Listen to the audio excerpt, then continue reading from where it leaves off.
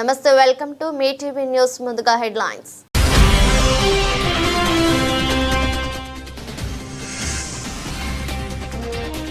ముఖ్యమంత్రి రేవంత్ రెడ్డితో సమావేశమైన పర్యాటక శాఖ అధికారులు. తెలంగాణ టూరిజం పాలసీ పైన చర్చ.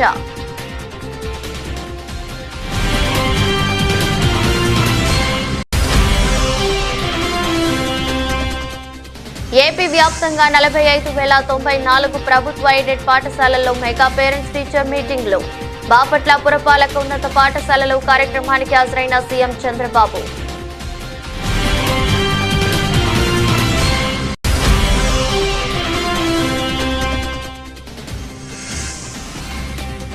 ఏడాది పూర్తి చేసుకున్న కాంగ్రెస్ ప్రభుత్వం. ప్రజలందరికీ శుభాకాంక్షలు తెలిపిన మంత్రి పొన్నం ప్రభాకర్.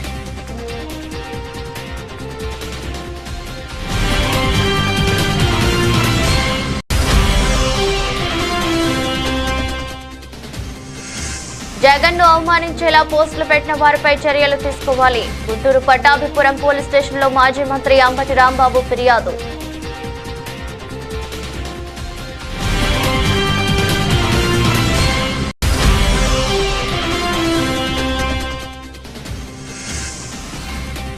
వెలమ వివాదంపై షాద్నగర్ ఎమ్మెల్యే వీర్లపల్లి శంకర్ క్లారిటీ. తప్పుగా భావిస్తే తన మాటలను ఉపసంహరించుకుంటున్నానని స్పష్టం.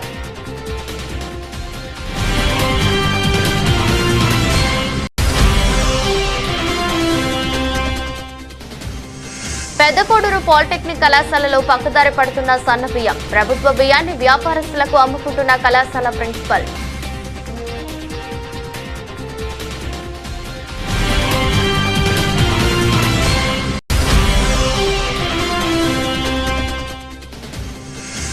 ఏసీపీ నరేందర్ ఆధ్వర్యంలో కరీంనగర్ టౌన్ లో పోలీసుల స్పెషల్ డ్రైవ్. జంక్షన్లలో నిర్దేశిస్తున్న సుమారు 40 మందిని పునరావాస కేంద్రాలకు తరలించిన పోలీసులు.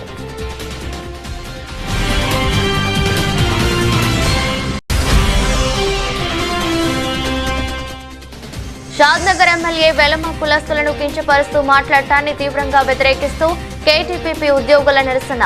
వెంటనే క్షమాపణ చెప్పి మాటలను ఉపసంహరించుకోవాలని డిమాండ్. పర్యాటక శాఖ అధికారులు ముఖ్యమంత్రి రేవంత్ రెడ్డితో సమావేశమయ్యారు. తెలంగాణ టూరిజం పాలసీ పైన చర్చించారు. ఈ సమావేశంలో మంత్రి జూపల్లి కృష్ణారావు, ముఖ్యమంత్రి సలహాదారులు Vem Narender Reddy, tourism corporation chairman Patel Ramesh Reddy, tourism శాఖ కార్యదర్శి Smita Sabharwal, CMO OSD Vemula Srinivasulu, CM special secretary Ajith Reddy తదితరులు పాల్గొన్నారు.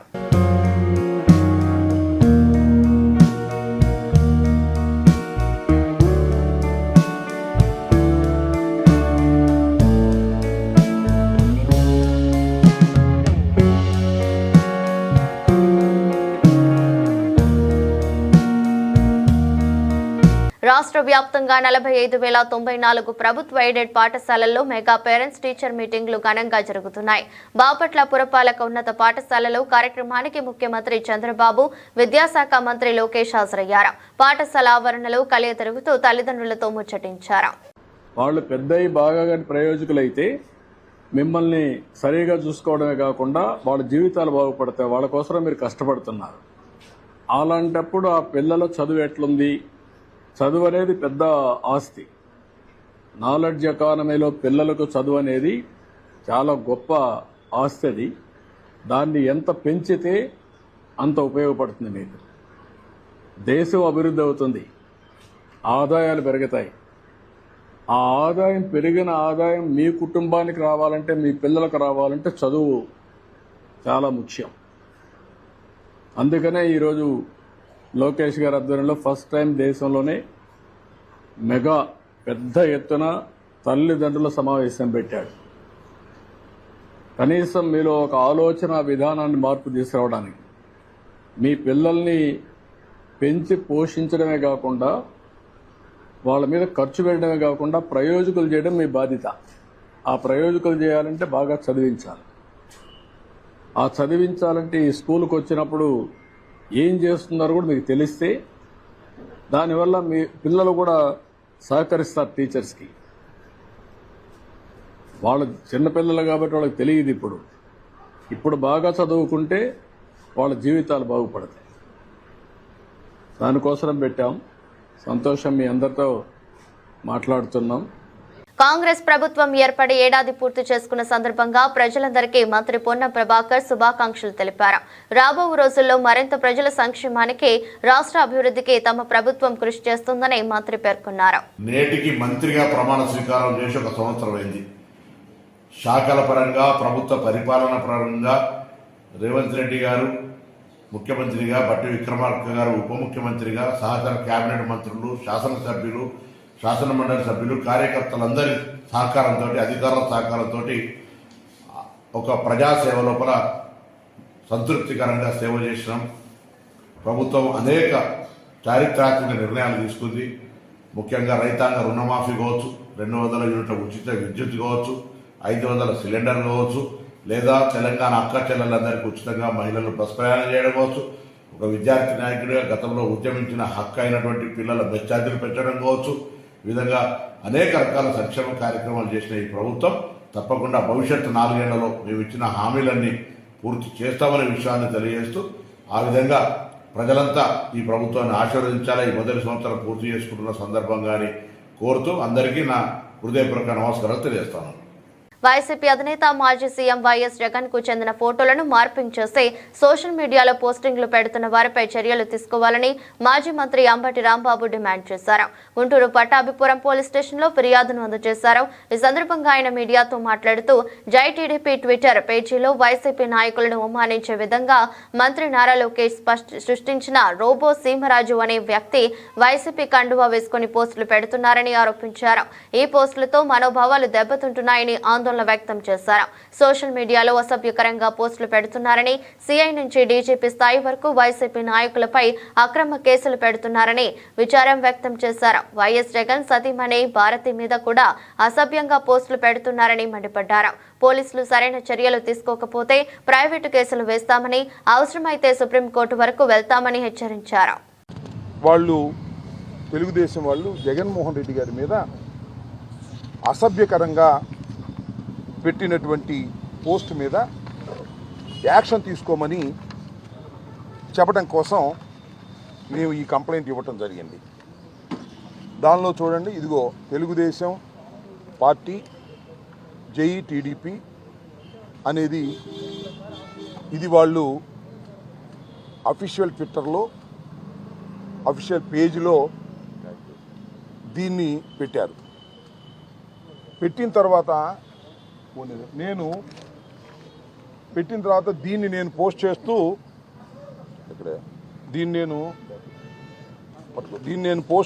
దీన్ని ట్విట్టర్లో పోస్ట్ చేస్తూ ఏం చెప్పానంటే, అయ్యా మీరు ఈ విధంగా పెట్టారు, ఈ విధమైన మార్ఫింగ్ చేసి మా నాయకుడిపై పోస్టులు పెడుతూ మాకు నీతులు చెప్పారు, కేసులు పెడుతున్నారు. మేము కూడా ఎన్సీబీ మీద, నారా లోకేష్ మీద ఈ మార్ఫింగ్ చేసే ఫోటోలు పెట్టలేమా? ఈ అసభ్యకరమైన పోస్టును తక్షణమే డిలీట్ చేయండి, లేదంటే చట్టపరమైన చర్యలకు వెళ్తాము, జాగ్రత్త అని మళ్ళా నేను ట్విట్టర్లో పోస్ట్ చేశాను. ఈవెన్ దెన్ అప్పుడు కూడా వారు తొలగించలేదు.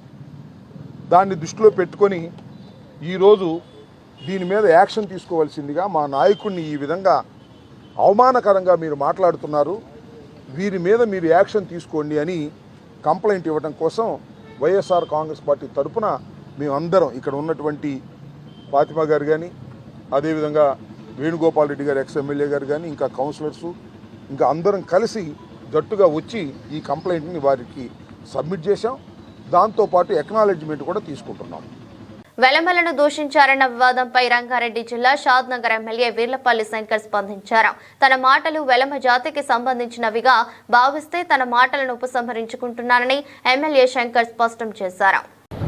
గత 10 నెలల నుంచి రాష్ట్ర ప్రభుత్వం మీద అవాకులు చివాకులు, 10 సంవత్సరాలు విచ్చలవిడిగా నియంత్రితంగా కుటుంబ పాలన, దుర్మార్గం, అవినీతి చేసిన కుటుంబాన్ని 15 రోజుల క్రిందట నేను కూడా కొడంగల్ ఇష్యూ వచ్చినప్పుడు వాస్తవానికి సామాజికంగా అనుగుదొక్కుతా ఉన్నది ఆ యొక్క కల్వకుట్ల కుటుంబం. కాబట్టి నేను అన్ని విషయాలు మాట్లాడుకుంటూ ఆ కుటుంబాన్ని, వెల్మ కుటుంబాన్ని అనే వర్డ్ వాళ్లకు వర్తించే విధంగా అనుకున్నా కానీ ఇట్లా మన వెల్మోళ్ళందరూ కూడా వాళ్ళని ఉద్దేశించి పర్సనల్ గా వాళ్ళని కించపరిచినట్లు కాదు.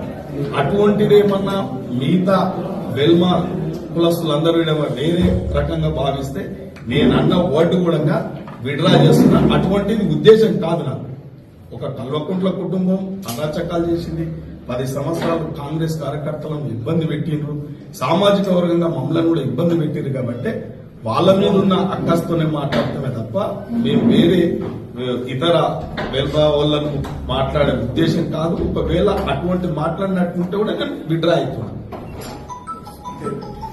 డీప్ టెక్నాలజీ ద్వారా ప్రజలకు మరింత చేరువకు తీసుకువెళ్లేందుకు ప్రయత్నాలు చేస్తున్నామని ఆంధ్రప్రదేశ్ ముఖ్యమంత్రి నారా చంద్రబాబు నాయుడు తెలిపారు.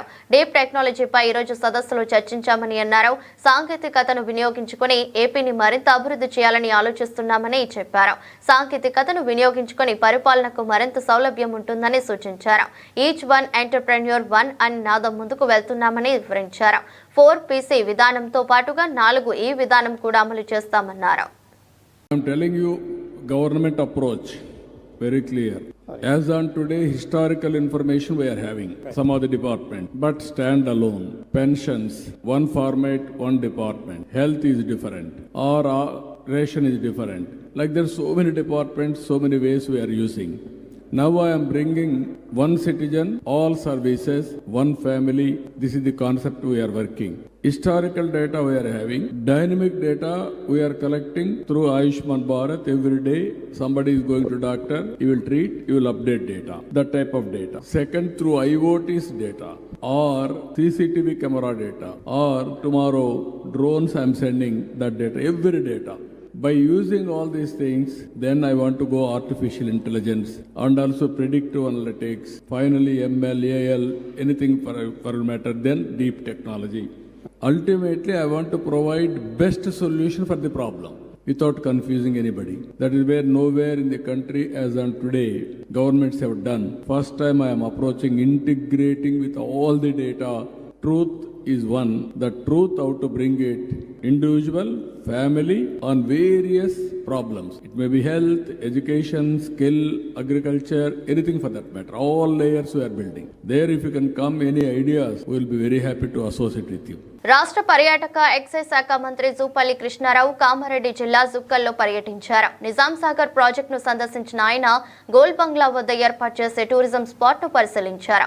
జిల్లా కలెక్టర్ ఆసిస్ సంగ్వాన్ తో మాట్లాడుతూ ప్రాజెక్ట్ నీటి మట్టం, పర్యాటక కేంద్రం ఏర్పాటుకు అవసరమయ్యే స్థల సేకరణపై వివరాలు అడిగి తెలుసుకున్నారు. అక్కడి నుంచి హెడ్డర్స్ లూయిస్ జల విద్యుత్ ఉత్పత్తి కేంద్రానికి వెళ్లి జల విద్యుత్ ఉత్పత్తి కేంద్రాన్ని సందర్శించారు. ఈ సందర్భంగా మంత్రి మాట్లాడుతూ నిజాం సాగర్ ప్రాజెక్టులో 365 రోజులు నీళ్లు ఉంటాయని, అందుకే ఇక్కడ టూరిజం ఏర్పాటుకు త్వరలో టెండర్లు పిలుస్తామని తెలిపారు. మీడియా మిత్రులందరికీ నమస్కారం. ఈ రోజున టూరిజం ప్రమోషన్ లో భాగంగా నిజాం సాగర్ రావడం జరిగింది. ఈ నిజాం సాగర్ చూసిన తర్వాత నాకు చాలా సంతోషంగా ఉంది. ఎందుకంటే ఒక అద్భుతమైనటువంటి వాతావరణం. అది కూడా 100 సంవత్సరాల క్రితం ఆనాడు సాంకేతిక పరిజ్ఞానం లేని శతాబ్దం కింద కట్టినది, చెక్కు జరగకుండా పర్ఫెక్ట్ పక్కా ఉంది. అది కూడా పైన ఎత్తైనటువంటి ప్రాంతాల్లో. అది చూస్తే మొత్తం టోటల్ గా వ్యూ కనపడతా ఉంది. దాంతో పాటుగా ఇదొక అంటే మొట్టమొదటి ప్రాజెక్ట్ ఆ రోజుల్లో 27 TMC. అది కూడా 365 రోజులు కూడా ఆయకట్టు నీళ్లు వాడినా కూడా ఇంకో 5 TMCలు 365 days ఉంటాయి. కాబట్టి టూరిజం డెవలప్ చేయడానికి కూడా ఇది మంచిగా అద్భుతమైన వాతావరణం. తప్పకుండా ఈ శాసనసభలోనే ఈ యొక్క టూరిజం పాలసీని కూడా ప్రవేశపెట్టే కార్యక్రమం చేస్తా ఉన్నాం.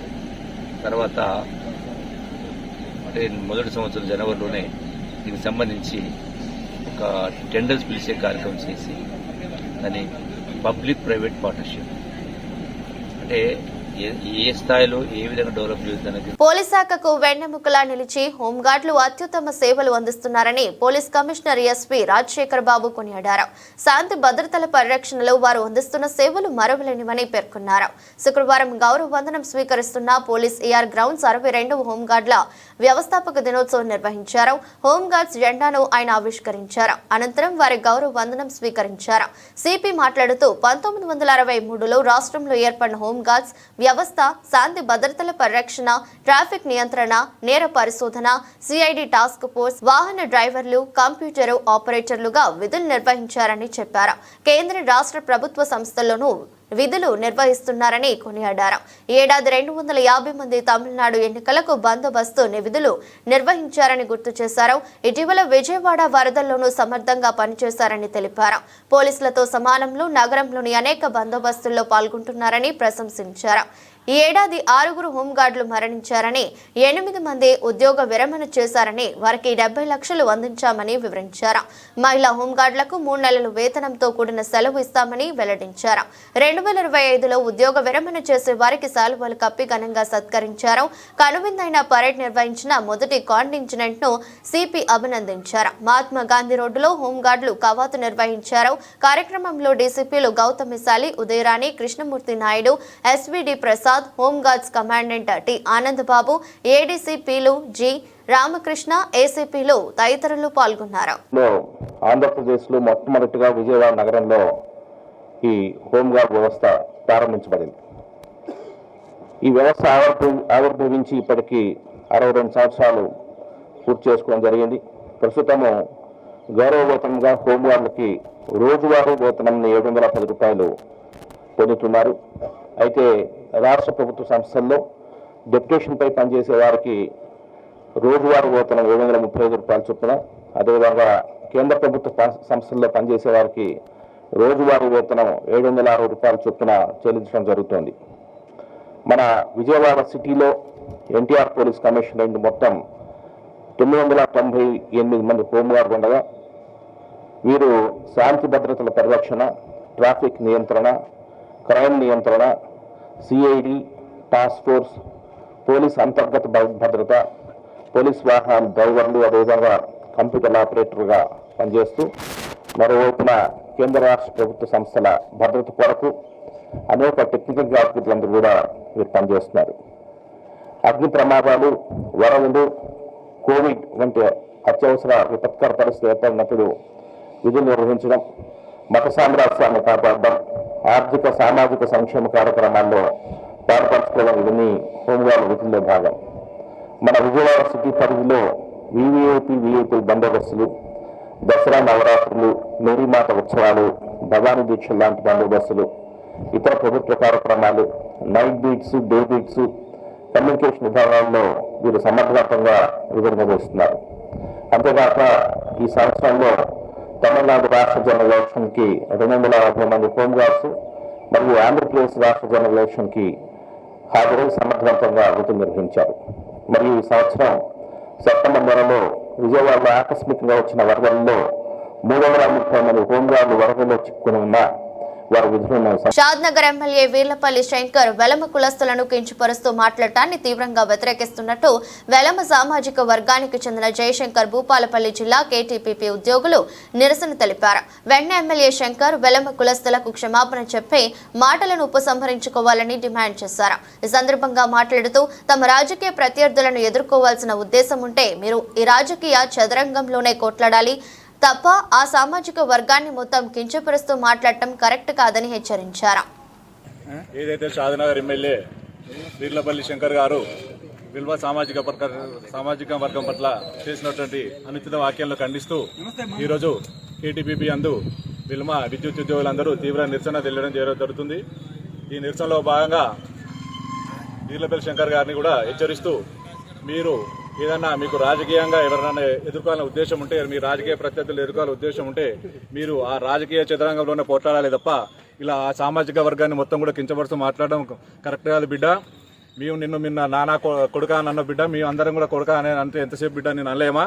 దయచేసి, ఎందుకంటే వెల్మ సోదరులు అందరూ కూడా ఎక్కడ ఉన్నా కూడా చాలా మందితోటి అన్ని రకాల కులాలతోటి మతాలతోటి మేము సోదరభావంతో మంచి మిత్రత్వంతో కలిసిమెలిసి ఉంటున్నాం. ఏ రోజు కూడా ఎక్కడ కూడా మేము ఇతర సామాజిక వర్గాలను కించపరిచి మాట్లాడిన దాఖలాలు లేవు. ముఖ్యంగా మీకు యొక్క ధోరణి ఏంటంటే గతంలో కూడా ఒక చింతపండు నవ్వినటువంటి అతను కూడా వెల్మ సామాజిక వర్గాన్ని అతనికి ప్రత్యేకంగా చెప్పాలంటే కేసీఆర్ మీద కోపం అంటే కేసీఆర్ని ఎదుర్కోండి, కానీ సామాజిక వర్గం కించపరచడం అనేది మీ యొక్క మానసిక అంగవైకల్యానికి మీ యొక్క కుంచిత మనస్తత్వాన్ని నిదర్శనంగా భావించాల్సి వస్తుంది.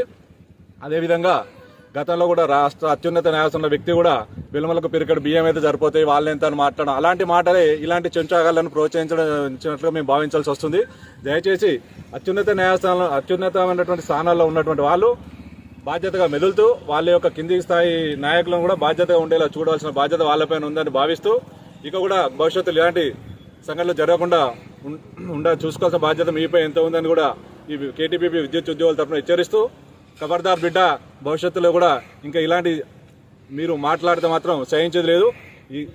అందుకు మేము కేటీపీపీ విద్యుత్ ఉద్యోగుల తరఫున హెచ్చరిస్తున్నాం. సహజ నటన సావిత్రికే సొంతమని తెదేపా పోలిట్ బ్యూరో సభ్యుడు తొండెపు దశరథ జనార్దన్ అన్నారు.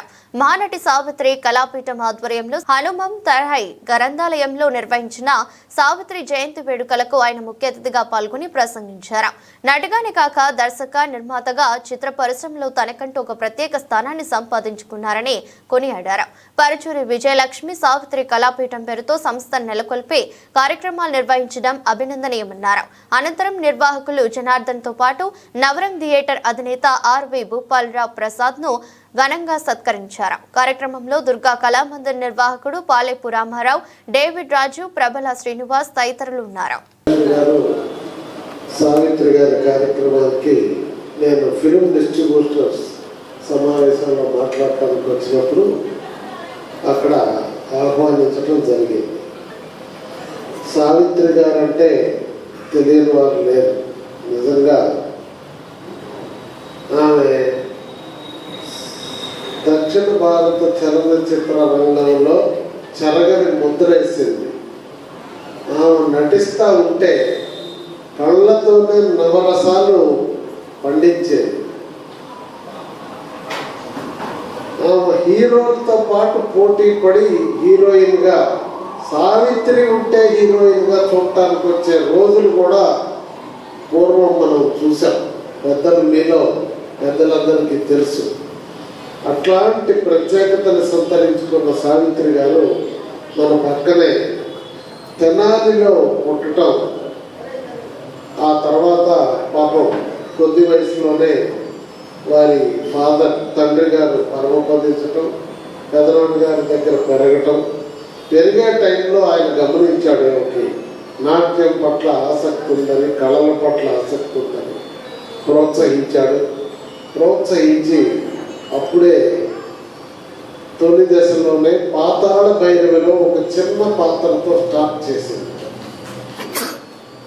ఆ తర్వాత ఆమె యొక్క నటనా చాతుర్యాన్ని చూసి పృథ్వీరాజ్ కపూరే ఆ కాలంలో ఆమెని అభినందించారు.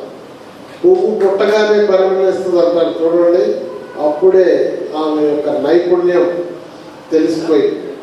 అలా ఆమె ఎంతో గొప్ప కళాకారునిగా ఎంతో మందికి ఆదర్శంగా నటనలో నిలిచి మరి కొద్ది వయసులోనే పాపం 47 సంవత్సరాల వయసులో మనల్ని విడిచి వెళ్ళిపోయింది.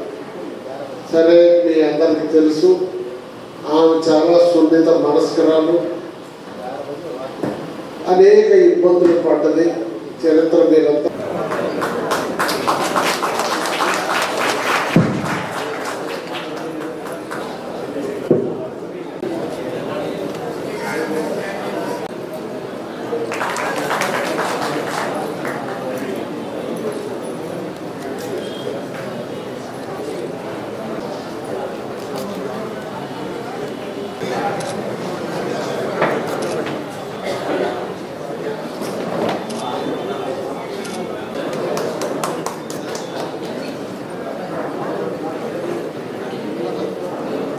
విద్యార్థుల కడుపు నింపేందుకు ప్రభుత్వం పంపిన సన్న బియ్యం పక్కదారి పడుతున్న సంఘటన సిద్దిపేట జిల్లా చిన్న కోడూరు మండలం పెద్ద కోడూరు పాలిటెక్నిక్ కళాశాలలో చోటు చేసుకుంది.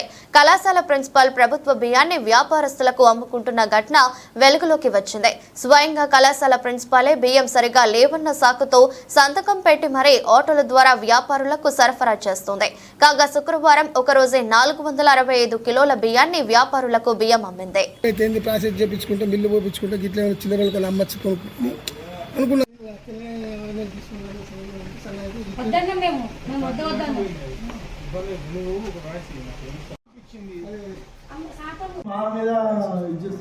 చేయకూడదు అంటే మేము నెక్స్ట్ టైం నుండి చేయము. అది తెలియదు, నాకు ఐడియా లేదు. నేను ఇక్కడ ఫస్ట్ టైం వచ్చాను.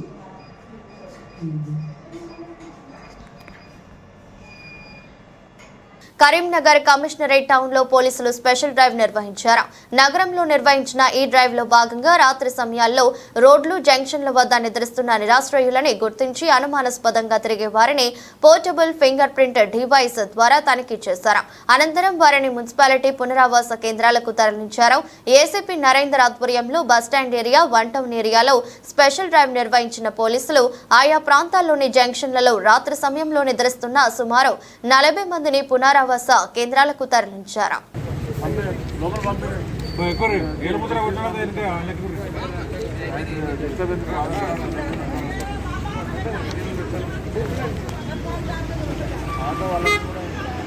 వార్తలు ముగించే ముందు మరోసారి హెడ్లైన్స్.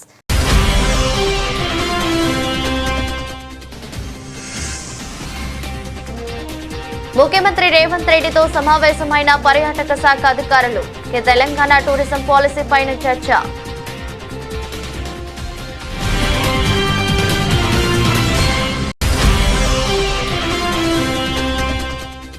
ఏపీ వ్యాప్తంగా 45,094 ప్రభుత్వ ఎయిడెడ్ పాఠశాలల్లో మెగా పేరెంట్స్ టీచర్ మీటింగ్లు.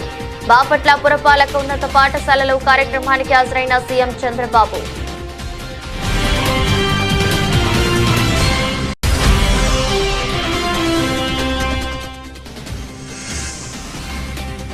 ఏడాది పూర్తి చేసుకున్న కాంగ్రెస్ ప్రభుత్వం. ప్రజలందరికీ శుభాకాంక్షలు తెలిపిన మంత్రి పొన్నం ప్రభాకర్.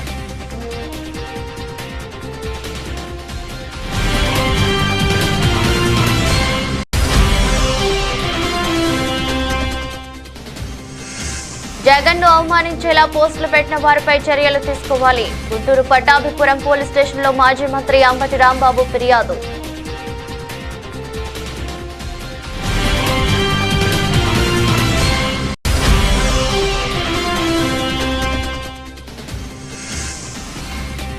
వెల్లమ వివాదంపై షాద్నగర్ ఎమ్మెల్యే వీర్లపల్లి శంకర్ క్లారిటీ. తప్పుగా భావిస్తే తన మాటలను ఉపసంహరించుకుంటున్నానని స్పష్టం.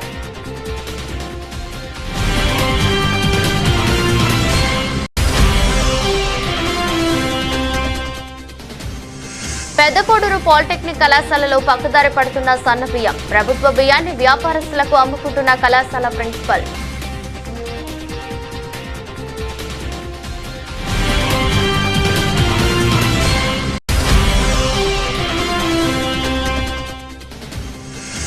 ఏసీపీ నరేందర్ ఆధ్వర్యంలో కరీంనగర్ టౌన్ లో పోలీసుల స్పెషల్ డ్రైవ్. జంక్షన్లలో నిర్దేశిస్తున్న సుమారు 40 మందిని పునరావాస కేంద్రాలకు తరలించిన పోలీసులు.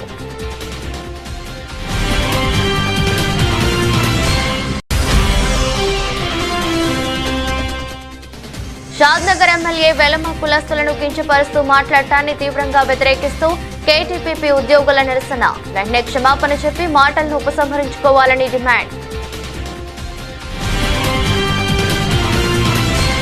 ఇది బులెటిన్. మరో బులెటిన్లో మళ్ళీ కలుద్దాం. అంతవరకు సెలవు. నమస్కారం.